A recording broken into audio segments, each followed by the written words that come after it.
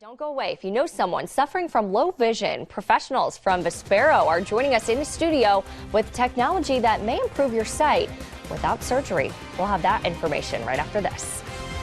If you know someone with low vision, you want to come up to your screen and take a close look at this. Richard Tapping from Vispero is joining us this morning to help us overcome some of those challenges that people with low vision face.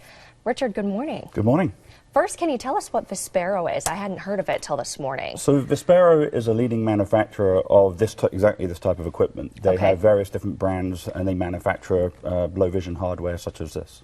And I hadn't heard of I didn't really understand what low vision meant, but a lot of challenges, and a lot of people have it. That's right. So familiar terms with low vision would be macular degeneration, diabetic retinopathy, cataracts, glaucoma, essentially an eye condition that cannot be corrected with eyeglasses or surgery, contact lenses, things like that. And you were describing to me during the commercial break the impact it can have on people's daily lives. It's absolutely everything from doing your own grooming to cooking, to reading the medicine bottle, reading the newspaper. It really has a massive impact on the daily functioning life. Yeah. So when someone goes to the doctor and they're told they have low vision, what do they typically suggest? Is there not much of an answer for them? So unfortunately, the reality is that when they go to a doctor, they go to their mainstream ODs, they may get diagnosed with an eye condition, an eye disease. They're not often told about the types of tools that we have here that can still help them read and still maintain some independence, whether that's paying bills, writing birthday cards, things like that. I mean, it really has that much of an impact. So there's not a lot of information that's coming out of ODs about this type of tool. Well, let's see what the tools are. You want to start with this one? I will. So this is the most portable device that we have. This is a Ruby XLHD. What's nice about this is it's extremely low profile, so it can fit into... looks like a phone. Exactly. It's not a lot bigger than that. And it's very intuitive to use. You just put it straight on your reading material, as I've done here. And you can see the images displayed. I have magnification right here. Oh, wow. So I can increase the magnification. And I also have what we call contrast.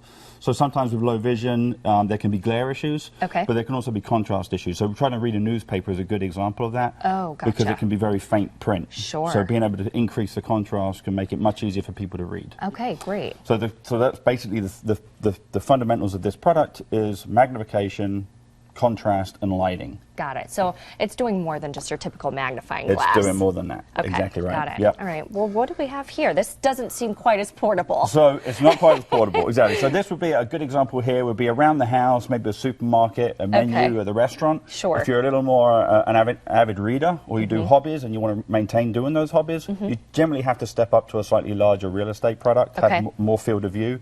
So this is a device that actually fits more information on the screen. Sure. The camera here is also flexible, meaning I can point it anywhere, so I could look out the window. I can turn it and do self-grooming, shave, do makeup, things like that. Now, so it's not just for reading. You could put, I could put a piece of jewelry under there or something, and it would thread a needle, right? Oh, wow. Magnify the box, the instructions on the side of a fast meal. Yeah. Okay. Things like that. Got it. Very nice. Yep. All right. And then this one. And then this is kind of new technology. So it takes the fundamentals of what we have here in terms of magnification and puts it into a wearable device. Ah. So you would simply wear this, and there's two screens right in here that the user would look through.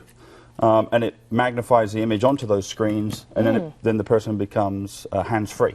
Okay. So they can watch television, they could read a newspaper hands-free. Sure. They could go to a sporting event with this, and they can bring the image much closer and make it visible. And then you've got a little control box here, and this does the magnification levels and contrast. Okay. Where can we find these products? So we've set up a website, very simple website called lowvision.com. Make it very easy for people. We've got details about these products on that website. We've got the Ruby, the Acrobat, and the Geordie. And then there's a contact form on there and a phone number. We've got teams in Florida and in California. That's where our offices are. Typically something that insurance helps cover? So unfortunately not. That's part of the reason why the education part isn't there. It's generally private pay. Now there are funding programs such as VA and things like that make these things accessible for people, but generally speaking it's private pay. And these range from about $300 up.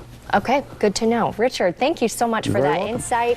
Hopefully it helps either you or someone you know if you'd like to check it out. We'll be right back.